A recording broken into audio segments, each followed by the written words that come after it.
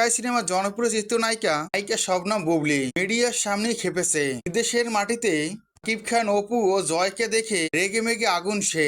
মিডিয়ার সামনে কি বললো এই চিত্রনায়িকা, জানতে ভিডিওটি না টেনে দেখতে থাকুন শেষ পর্যন্ত। ঢাকাই সিনেমার জনপ্রিয় চিত্রনায়ক ঢালিউড কিং শাকিব খান। শাকিব খানকে সবাই কিং বলে ডাকে, তেমনই একটি কিং এর মতো প্রোগ্রাম প্রকাশ করেছে চিত্রনায়ক। ইতিমধ্যেই সিনেমার ট্রেলার মুক্তি দিয়েছে সে।